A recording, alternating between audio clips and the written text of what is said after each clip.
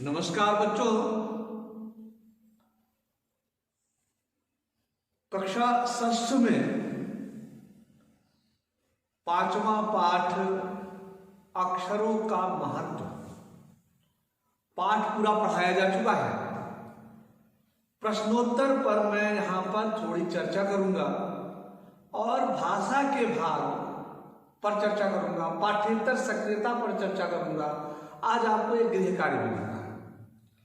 और हाँ, एक बात और है कि यदि आपने ठीक ढंग से नहीं सुना तो क्या होगा? जब कोई पूछेगा तो आप क्या कहोगे? यह प्रश्न क्यों पूछते हैं, वह प्रश्न क्यों पूछते हैं, जो बताने के काबिल नहीं है। ऐसा आप ना कहें और आप समझें, अच्छे ढंग से समझें। कोई समस्या आती है तो मेरा फोन नंबर आप अपने क्लास टीचर से ले लें और आप मुझसे संपर्क करें। लेकिन कभी भी ये कहने की स्थिति ना आए कि आप वह प्रश्न क्यों पूछते हैं जो पूछने के काबिल नहीं। और ऐसा आप तभी कहोगे जब आपको समझ में नहीं आएगा, इसलिए समझो जरूर बेटा। तो प्रश्न अभ्यास में निबंध से पहला प्रश्न है, पाठ में ऐसा क्यों कहा गया है कि अक्षरों के साथ एक नए युग की शुरुआत हुई? तो पाठ में ऐसा इसलिए कहा गया है कि अक्षरों के साथ एक नए युग की शुरुआत हुई क्योंकि अक्षरों की खोज के बाद मनुष्य लिखने लगा, अपना हिसाब किताब लिखकर रखने लगा। यहीं से लेख उपलब्ध हुए और नई सभ्यता का दौर शुरू हुआ। मनुष्य को सभ्य कहा जाने लगा। इसलिए कहा गया कि नए युग की शुरुआत हुई। अक्षरों की खोज का सिलसिला कब और कैसे शुरू हुआ, तो पाठ पढ़कर आप देखोगे। मैं थोड़ा सा बता दे रहा हूं। पाठ के अनुसार ही इसमें आपको लिखना है। वैसे तो इन्होंने 6000 वर्ष बताया है, लेकिन उससे बहुत वर्ष पहले हमारे पास पुस्तकें उपलब्ध हैं, भोजपत्र पर लिखे प्रमाण उपलब्ध हैं। लेकिन अभी हमारी मजबूरी यह है कि हमें जो पाठ में कहा गया उसी आधार पर लिखना है। तो अक्षरों की खोज का सिलसिला ये आज से 6000 वर्ष पहले शुरू हुआ। और कैसे शुरू हुआ? पहले मनुष्य ने चित्रों के द्वारा चित्र संकेत बनाए। जैसे सूर्य के बारे में कुछ कहना हुआ तो सूर्य एक गोला बना के ऊपर ऊपर खींच दिया, तो एक गोला बना करके ऊपर ऊपर खींच दिया। सूर्य के बारे में कहना हुआ कुछ, ऐसे ऐसे कर दिया, सूर्य की बात हो गई। बाद में यही चित्र संकेत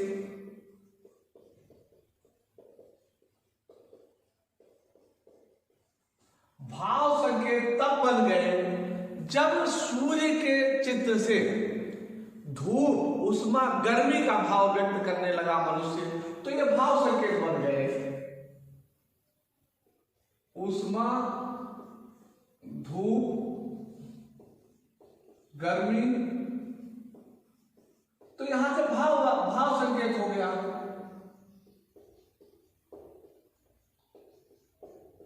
और यही भाव संकेत धीरे धीरे अक्षर के रूप में बने। अक्षरों के ज्ञान से पहले मनुष्य अपनी बात को दूर दराज के इलाकों तक पहुंचाने के लिए किन माध्यमों का सहारा लेता था? तो अक्षरों के ज्ञान के पहले मनुष्य अपनी बातों को एक दूसरे तक पहुंचाने के लिए चित्र संकेतों का सहारा लेता था, भाव संकेतों का सहारा लेता था और स्मरण के द्वारा एक पीढ़ी का ज्ञान दूसरे पीढ़ी में स्थानांतरित करता था। जैसे पिता ने जो ज्ञान अर्जित किया वो अपने बेटे को रटा देता था, गुरु का ज्ञान उसके शिष्य को रट जाता था और इस प्रकार से एक पीढ़ी से दूसरी पीढ़ी में जाता था। निबंध से आगे, अक्षरों के महत्व की तरह ध्वनि के महत्व के बारे में जितना जानते हो लिखो। तो अक्षरों के महत्व की तरह ही ध्वनि का भी महत्व है। ध्वनि यानी स्फोट, तो यही स्फोट ध्वनि है। उदाहरण के लिए मैंने क कहा, तो क एक जो क कहा मैंने, तो ये क का उच्चारण ही ध्वनि है, क्योंकि ये स्फोट से हो रहा है। ये किससे हो रहा है? स्फोट से हो रहा है। और जब हम इसी को इस रूप में कर लेते हैं तो ये अक्षर बन जाता है, ये वर्ण बन जाता है। ध्वनि को हम बोलते हैं और जब अक्षर नहीं थे उस समय ध्वनि ही थी। तो ध्वनियों के द्वारा ही एक पीढ़ी अपने ज्ञान को दूसरे पीढ़ी में रटाती थी और इस प्रकार से स्मरण के द्वारा एक पीढ़ी का ज्ञान दूसरे पीढ़ी में स्थानांतरित होता था।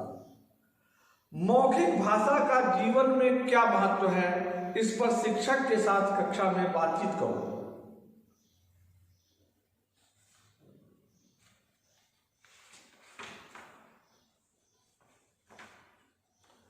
तो मौखिक भाषा का बहुत महत्व है। आप इस समय हमारे साथ हैं नहीं, जब कभी कक्षा में आएंगे तो इस पर चर्चा करेंगे। तब तक आप अपने अभिभावक के साथ बैठकर इस प्रश्न पर जरूर चर्चा करेंगे। पुराने जमाने में लोग यह क्यों सोचते थे कि अक्षर और भाषा की खोज ईश्वर ने की थी? पुराने जमाने में लोगों को ऐसा लगता था कि अक्षर की खोज ईश्वर ने की, क्योंकि उनके पास कोई प्रमाणिक आधार नहीं था और जो भी चीज वे समझ नहीं पाते थे उन चीजों को ईश्वर पर, परमात्मा पर आरोपित कर देते थे, लगा देते थे आरोप कि यह उन्हीं का काम है।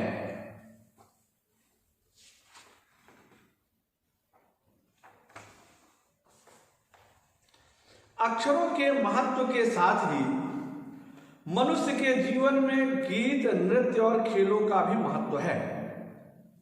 कक्षा में समूह में ये जब आप आएंगे तब हम इस पर क्रिया करेंगे।